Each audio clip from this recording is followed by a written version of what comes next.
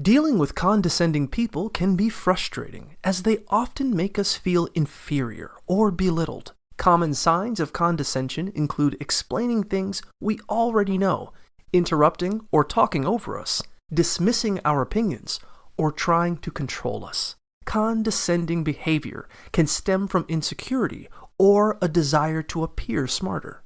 To confront condescending individuals, you can ask for clarification about what they meant by a condescending remark to get them to reflect and realize what they said was rude. You can also repeat their words back to them, or simply call out their behavior politely but directly to explain why it was condescending. To avoid accidentally being condescending yourself, it's important to let others finish speaking, avoid unnecessary explanations, and be mindful of how our words and actions may come across to others.